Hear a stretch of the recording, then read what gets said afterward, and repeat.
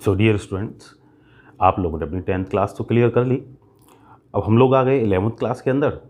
10th class तक जो आपकी स्टडी थी वो गोल ओरिएंटेड नहीं थी। 11th क्लास के अंदर आप लोगों ने अपने फेवरेट स्ट्रीम सेलेक्ट किए हैं, तो आपकी जो स्टडी है that will be goal oriented. आप लोगों ने आर्ट्स लिया, आप लोगों ने कॉमर्स लिया, आप लोगों ने साइंस ली, साइंस के अंदर भी आप लोगों ने बायोलॉजी ली या मैथ ली। अब वो स्ट्रीम में डिसाइड करेगी कि आपका फ्यूचर पाथ क्या होगा। तो जिन बच्चों ने साइंस लिया उसके अंदर बायोलॉजी या मैथ को एज अ सब्जेक्ट सेलेक्ट किया है उन्होंने, उनके लिए फिजिक्स तो एक कॉमन सब्जेक्ट है। आपके पास बायोलॉजी है या आपके पास मैथ है, फिजिक्स तो आपको पढ़ना ही है। अच्छा, जब भी हम लोग फिजिक्स के बारे में बात करते हैं, मैं आपसे अगर ये पूछता हूँ कि भाई फिजिक्स मतलब क्या क्या आता है आपके ब्रेन में? आपके ब्रेन में आते हैं वो 9th और 10th क्लास के टॉपिक्स। कौन से? करंट पढ़ा हमने हमने चार्ज पढ़ा, पोटेंशियल पढ़ा, हम लोगों ने मैग्नेट को पढ़ा, मैग्नेटिक इफ़ेक्ट्स पढ़े, मैग्नेट की फील्ड पढ़ी, हम लोगों ने फोर्स को पढ़ा, हमने मोशन को पढ़ा। हम लोगों को वो पेंडुलम का मोशन याद है, वो रोटेशन कैसे होता है, फोर्स कैसे लगता है। वो अपन ने इक्वेशन ऑफ मोशन के न्यूमेरिकल किए। एक व्हीकल आता था, इतनी वेलोसिटी से आ रहा है, उसका ये एक्सेलरेशन है, वो किस वेलोसिटी से जाएगा, वो उसको अपन ने हिट कर दिया तो वो कितना दूर जाकर रुक जाएगा। ये सारी चीज़ें हम लोगों के लिए फिजिक्स थी। लेकिन फिर भी अगर मैं आपसे पूछूं कि आप फिजिक्स को डिफ़ाइन करो, फिजिक्स क्या थी, तो फिजिक्स को डिफ़ाइन करते टाइम हम लोग ये सोचने लगते हैं कि शायद हमने तो फिजिक्स की डेफिनेशन कहीं पढ़ी ही नहीं, हमने तो डिफ़ाइन ही नहीं किया फिजिक्स हमारे लिए क्या थी। फिजिक्स हमारे लिए यही सारी चीज़ें थी।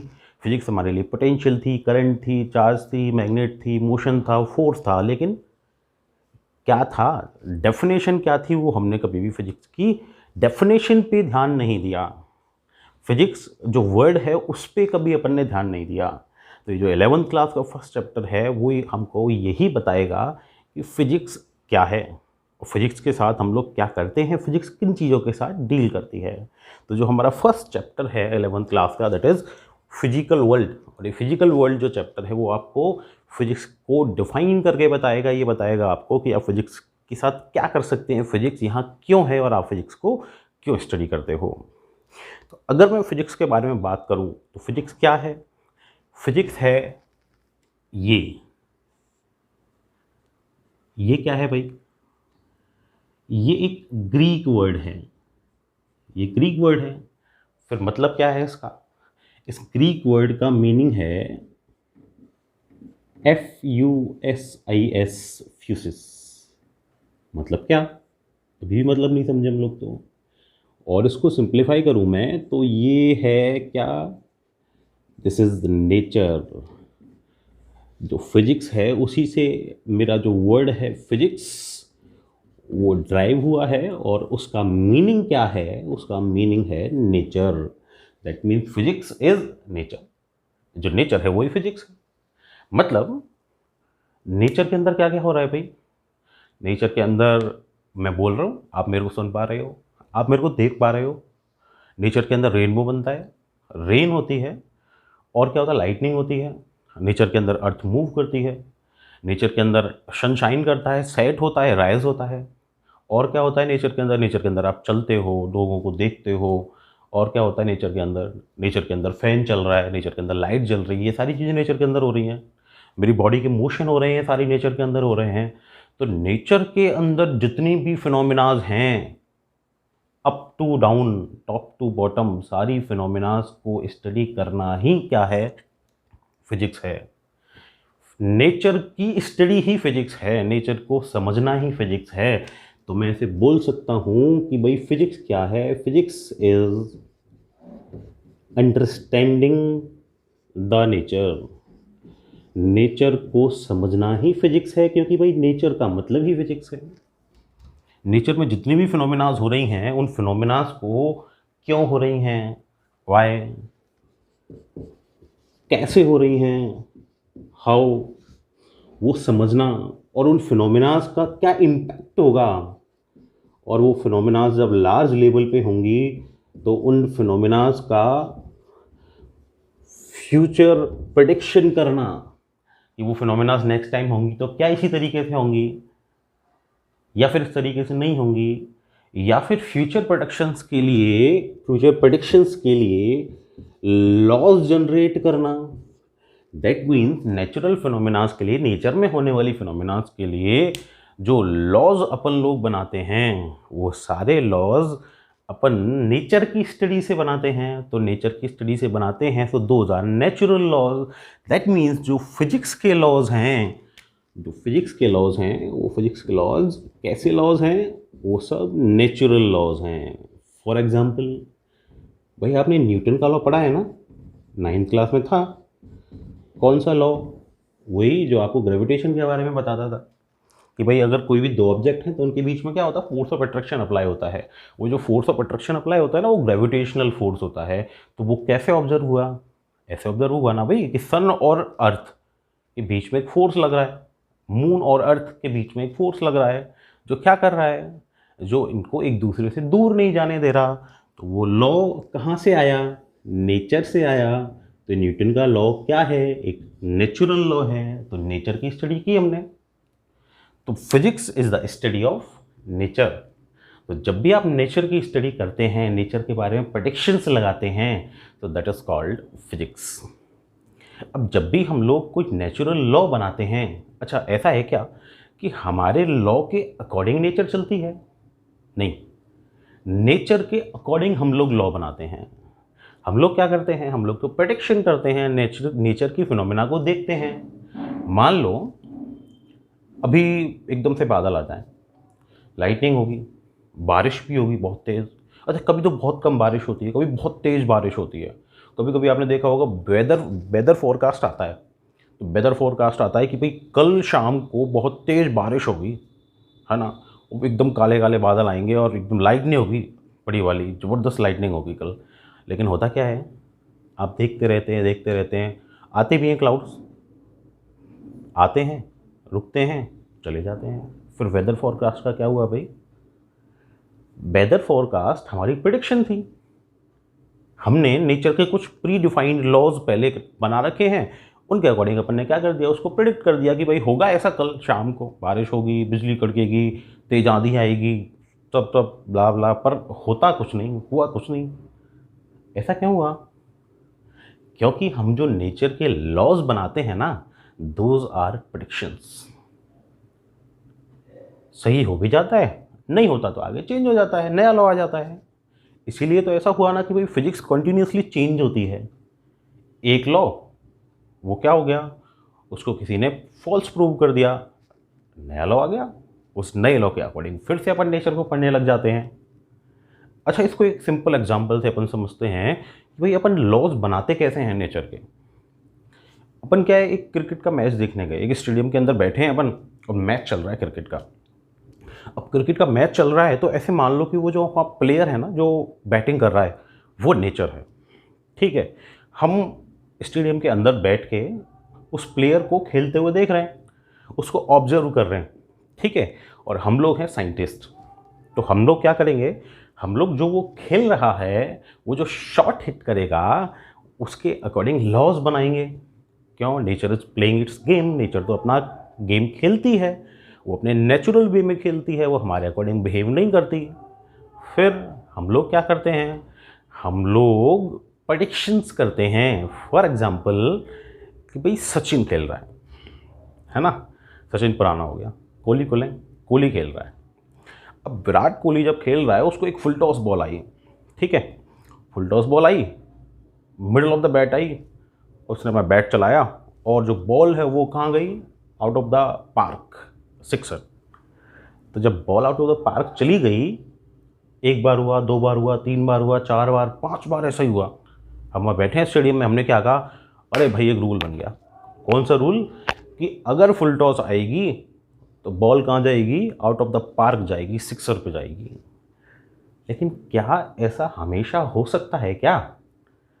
अच्छा, कभी ऐसा हुआ कि भाई बॉल मिस कर गई और सीधा जाके स्टंप उड़ा दिए तो वायलेशन हो गया रूल का? ऐसा ही हो जाता है। फिजिक्स में बहुत सारे रूल्स ऐसे हैं जिनका रेयर केसेस हम बोलते हैं, भाई रेयर केस है ये, तो एक्सेप्शनल केस है। तो वहाँ क्या हो गया, हमारे लॉ का वायलेशन हो गया ना। क्यों? नेचर ने हमारे अकॉर्डिंग प्ले नहीं किया। भाई जो चीज़ हम लोग एक लॉ बना के बैठे थे, दिमाग में लेके बैठे थे कि फुल टॉस आएगी, सिक्सर जाएगा, नहीं गया, नेचर की मर्जी। वो उसके अकॉर्डिंग प्ले नहीं कर रही। हमने वेदर फोरकास्ट कर दिया कि भाई कल शाम को क्या होगा, काले काले बादल आएंगे और बहुत तेज़ बिजली चमकेगी, बारिश होगी बहुत तेज़ और आंधी आएगी। नहीं आई, नहीं आई। तो नेचर के लॉज हम लोग ओनली प्रेडिक्शन करके डिसाइड करते हैं कि ऐसा होगा। फिनोमेना को स्टडी करते हैं क्यों हुई, उसको स्टडी करते हैं कैसे हुई, और उसके अकॉर्डिंग फिर लॉज बनाते हैं, और उन लॉज से अपन क्या करते हैं, फ्यूचर प्रेडिक्शंस करते हैं। तो ओवरऑल अगर मैं फिजिक्स की बात करूं तो physics is the study of nature, it is the understanding of physics. और नेचर के बिहेवियर के लिए लॉज बनाना ही क्या है, फिजिक्स है। तो हमको ये तो समझ आ गया कि भाई फिजिक्स क्या है। फिजिक्स क्या है, it is the study of nature. लेकिन ये जो स्टडी है नेचर की, ये भी हम लोग बेसिकली 2 पार्ट्स में करते हैं। कौन कौन से 2 पार्ट्स हैं? एक तो फिजिक्स मींस नेचर की जो स्टडी है वो है मैक्रोस्कोपिक स्टडी, और सेकंड जो स्टडी है दैट इज माइक्रोस्कोपिक स्टडी। तो अपन ऐसे बोल सकते हैं कि भाई फिजिक्स को बेसिकली 2 पार्ट्स में मैंने डिवाइड कर दिया। एक तो हो गई मैक्रोस्कोपिक फिजिक्स और एक हो गई माइक्रोस्कोपिक फिजिक्स। मैक्रो मतलब बड़ा, मतलब बड़ा बड़ा पढ़ लें अपन फिजिक्स के बारे में, बाहर से पढ़ लें, ऊपर से पढ़ लें, जो चीज़ें अपन को नेचर में दिख रही हैं उनके बारे में पढ़ लें। तो जो बड़ी बड़ी चीज़ों के बारे में अपन पढ़ते हैं नेचर में, वो सब किसके अंदर आता है, वो सब मैक्रोस्कोपिक फिजिक्स के अंदर आता है। जैसे मैकेनिक्स हो गई। मैकेनिक्स क्या है? मैकेनिक्स तो मशीन वर्ड से बना है, ठीक है ना। मशीन के बारे में पढ़ेंगे अभी अपन 11th में, आगे आएगा, टॉपिक है आगे, मैकेनिक्स कंप्लीट चैप्टर है। तो वो मशीन मतलब मोशन। तो जब भी अपन मोशंस के बारे में पढ़ेंगे तो वो सब मैकेनिक्स, और वो किसके अंदर आएगा, माइक्रोस्कोपिक फिजिक्स के अंदर आएगा। इसके अलावा क्या पढ़ेंगे? इसके अलावा अपन पढ़ेंगे इलेक्ट्रोमैग्नेटिज्म, वो अपन 12th क्लास के अंदर पढ़ेंगे, वो भी माइक्रोस्कोपिक फिजिक्स का पार्ट है। इसके अलावा अपन क्या पढ़ेंगे? ऑप्टिक्स पढ़ेंगे। लाइट के बारे में पढ़ा है ना 10th क्लास में, रिफ्लेक्शन पढ़ा, रिफ्रैक्शन पढ़ा, वो भी किसका पार्ट है, वो भी मैक्रोस्कोपिक फिजिक्स का पार्ट है। मैकेनिक्स के अंदर अपन क्या पढ़ते हैं? मोशन पढ़ते हैं, ऑब्जेक्ट्स का मोशन का जो रीजन है विच इज़ फोर्स, उसको पढ़ते हैं। ग्रेविटेशन को पढ़ते हैं, पढ़ा ना न्यूटन का लॉ, ग्रेविटेशनल लॉज पढ़े अपन ने, अर्थ का मोशन पढ़ा अराउंड सन। इसके अलावा क्या पढ़ते हैं? रोटेशन पढ़ते हैं, रोटेशन कैसे होता है। इसके साथ क्या पढ़ते हैं? वेव पढ़ते हैं, वेव्स कैसे मूव करती हैं, कैसे जनरेट होती हैं। मैं बोल रहा हूँ ना, साउंड है, sound is a wave. Light को आप देखते हैं, light is a wave according to wave theory. तो वेव को अपन पढ़ते हैं। ऑसिलेशन अपन पढ़ते हैं। ऑसिलेशन मतलब एक तरीके से वाइब्रेशन, पेंडुलम का मोशन, वो क्या आ गया, ऑसिलेशन आ गया। तो ये सारी चीज़ें किसके अंदर अपन पढ़ेंगे? मैकेनिक्स के अंदर पढ़ेंगे। और किसका पार्ट है मैकेनिक्स? माइक्रोस्कोपिक फिजिक्स का पार्ट है। क्यों भाई? ये सारी चीज़ें देख सकते हैं अपन, बड़ी बड़ी चीज़ें हैं ये, है ना, ऑब्जर्व कर सकते हैं अपन इनको नेचर में इजीली। तो these are the part of microscopic physics. 12th class में अपन जाके पढ़ेंगे इलेक्ट्रोमैग्नेटिज्म। इसमें क्या आएगा? इसमें चार्ज आएगा, स्टेशनरी चार्ज इलेक्ट्रोस्टैटिक के अंदर आएगा, मूविंग चार्ज आएगा तो करंट आ जाएगा, ठीक। अब मूविंग चार्ज होगा तो उससे मैग्नेटिक इफेक्ट जनरेट होता है, तो मैग्नेटिक इफेक्ट पढ़ेंगे, मैग्नेटिज्म पढ़ेंगे। मैग्नेटिज्म से अपन क्या करेंगे? इलेक्ट्रोमैग्नेटिक इंडक्शन पढ़ेंगे कि कैसे मैग्नेटिक फील्ड से अपन करंट को जनरेट कर सकते हैं। उसके साथ अपन क्या पढ़ेंगे? एक कंप्लीट चैप्टर अल्टरनेटिंग करंट का पढ़ेंगे। ऐसा करंट जो वेरी करता है, तो वो सब किसके अंदर आएगा? वो सब इलेक्ट्रोमैग्नेटिज्म के अंदर आएगा। और इन चीज़ों को अपन क्या कर सकते हैं? नेचर में इजीली ऑब्जर्व कर सकते हैं। इसलिए किसका पार्ट है? ये सब मैक्रोस्कोपिक फिजिक्स का पार्ट है। ऑप्टिक्स अपन पढ़ेंगे, पढ़ भी चुके हैं। रिफ्लेक्शन अपन ने पढ़ा, 10th क्लास के अंदर था। लॉज ऑफ रिफ्लेक्शन पढ़े। इसके साथ अपन ने क्या पढ़ा? रिफ्रैक्शन अपन ने पढ़े ना, स्कैटरिंग अपन ने पढ़ी। तो ये सारी जो चीज़ें हैं वो किसका पार्ट है? वो ऑप्टिक्स का पार्ट है। ऑप्टिक्स ऑप्टिक वर्ड से बना है जिसका मीनिंग होता है लाइट। तो लाइट की जो अपन स्टडी करेंगे वो भी किसका पार्ट होगा? वो भी मैक्रोस्कोपिक फिजिक्स का ही पार्ट होगा। माइक्रोस्कोपिक क्या होगा? माइक्रोस्कोपिक मतलब छोटा छोटा, मतलब जो दिखे ना अपन को नेक्ड आइज से। जैसे कि एटम हो गया तो एटम की स्टडी अपन करेंगे। जैसे न्यूक्लियस हो गया तो न्यूक्लियस की स्टडी कहाँ पर करेंगे? न्यूक्लियर फिजिक्स के अंदर करेंगे। तो न्यूक्लियर फिजिक्स है, एटॉमिक फिजिक्स है, मॉडर्न फिजिक्स आएगी 12th क्लास के अंदर। माइक्रोस्कोपिक फिजिक्स का बहुत ऑलमोस्ट कोई पोर्शन नहीं है 11th क्लास के अंदर, 12th क्लास के अंदर ही अपन उसको जाके पढ़ेंगे। एटम है, न्यूक्लियर फिजिक्स है। अच्छा, जो माइक्रोस्कोपिक है ना, इसको अपन क्वांटम भी बोलते हैं, क्वांटम फिजिक्स है ना। तो अपन देखेंगे आगे जाके क्या है क्वांटम फिजिक्स। इसके साथ और क्या आएगा, एटम हो गया, न्यूक्लियर की स्टडी हो गई, सेमीकंडक्टर हो गया। क्या है भाई सेमीकंडक्टर? कंडक्टर के बारे में तो सुना है, सेमीकंडक्टर के बारे में नहीं सुना 9th-10th क्लास में। सेमीकंडक्टर सिंपली बोलूँ तो एक एग्जांपल लूँ फिजिकल, जैसे आपके घर में एलईडी टीवी है तो LED light emitting diode, LED bulb है, ठीक है ना। वो सारी चीज़ें क्या हैं, वो सारी चीज़ें सेमीकंडक्टर हैं, ठीक है। बेसिक डेफिनेशन क्या है, क्या होता है इसके अंदर, वो अपन डिटेल में 12th क्लास में देखेंगे सेमीकंडक्टर में। तो ये इस तरह मेरे पास दो स्कोप हो गए, one is microscope and other is microscope. इन दो स्कोप्स के अंदर अपन क्या करते हैं, फिजिक्स के साथ डील करते हैं, फिजिक्स की स्टडी करते हैं। अच्छा, एक और डिवीज़न भी है फिजिक्स का, मैक्रोस्कोपिक और माइक्रोस्कोपिक के अलावा। माइक्रोस्कोपिक जो फिजिक्स है ना, इसको मोटा मोटा मैं बोल सकता हूँ कि भाई ये क्लासिकल फिजिक्स है। क्लासिकल फिजिक्स मतलब प्री 1900 वाली फिजिक्स है ना। पुराने टाइम में ये सारी चीज़ें अपन ने स्टडी कर ली थी। एटम न्यूक्लियर तो उस टाइम डिस्कवर नहीं हुए थे, तो उनके बारे में स्टडी नहीं हुई। तो जो क्लासिकल फिजिक्स है, पुरानी वाली फिजिक्स है, दैट इज़ माइक्रोस्कोपिक फिजिक्स। अभी जो फिजिक्स है, हमको एटम के बारे में पता चल गया, न्यूक्लियर के बारे में पता चल गया, तो अपन माइक्रोस्कोपिक लेवल पे चले गए, छोटे लेवल पे चले गए, जिसको अपन क्वांटम फिजिक्स बोलते हैं या फिर अपन बोलते हैं मॉडर्न फिजिक्स।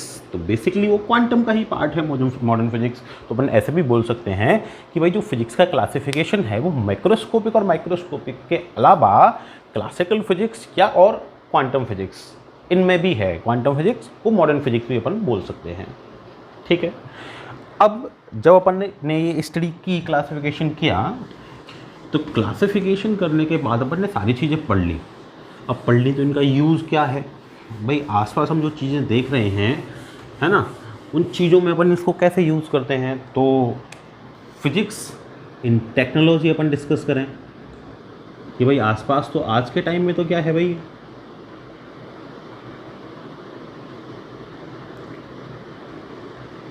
टेक्नोलॉजी से चलता है सब कुछ, है ना। हम सबसे ज़्यादा क्या यूज़ करते हैं, टेक्नोलॉजी यूज़ करते हैं।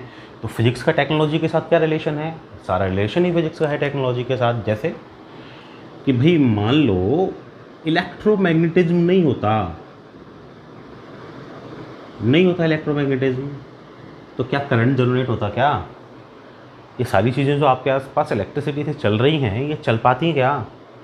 नहीं चल पाती। कोई भी चीज़ नहीं चलती आपके आसपास, जितनी भी चीज़ें हैं, फ़ैन हो गया, आपका कूलर हो गया, आपका वॉशिंग मशीन हो गया, आपका मोबाइल हो गया, आपका टीवी हो गया, दिन भर देखते हो आप लोग, दिन रात देखते हो उसको, तो वो सब इलेक्ट्रोमैग्नेटिज्म की वजह से है।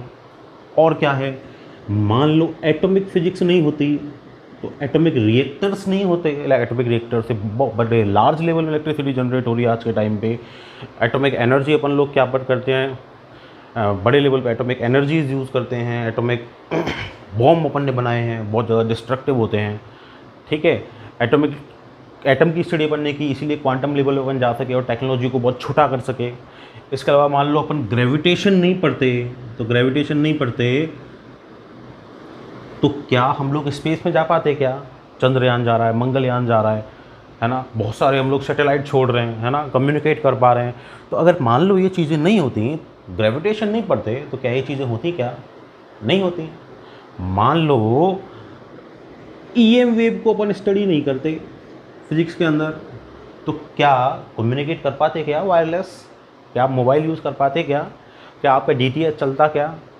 कुछ नहीं चलता। आपका इंटरनेट चलता क्या? बिल्कुल नहीं चलता। तो विदाउट फिजिक्स टेक्नोलॉजी तो एग्जिस्ट करती ही नहीं। तो फिजिक्स इज़ टेक्नोलॉजी। जो भी टेक्नोलॉजी में है वो किसकी वजह से है? फिजिक्स की वजह से है। तो आसपास जितनी भी चीज़ें अपन टेक्नोलॉजी की देखते हैं, मान लो सेमीकंडक्टर नहीं होता, सेमीकंडक्टर का तो बहुत बड़ा यूज है। सेमीकंडक्टर नहीं होता तो आपका मोबाइल ही नहीं होता, आपके आसपास LEDs नहीं होती, आपकी LED TVs नहीं होती, आपके आसपास की जो सारी टेक्नोलॉजीज जो बहुत छोटी छोटी हो गई हैं। कंप्यूटर जो स्टार्टिंग में आया था, हमने पढ़ा है कि बहुत बड़ा था, रूम के बराबर साइज़ का था, लेकिन अभी जो कंप्यूटर है उसके सारे फीचर्स आपके मोबाइल में आ गए थे। वो सेमीकंडक्टर की वजह से हुआ। तो वो क्यों है? क्योंकि फिजिक्स है। तो फिजिक्स जो है उसका टेक्नोलॉजी के साथ एक बड़ा रिलेशन है। तो यहाँ हम अपना फिजिकल वर्ल्ड का फर्स्ट पार्ट एंड करते हैं। सेकेंड पार्ट के साथ हम जल्द ही मिलेंगे और जो रिमेनिंग पोर्शन है फिजिकल वर्ल्ड का उसको अपन क्लियर करेंगे। Thank you.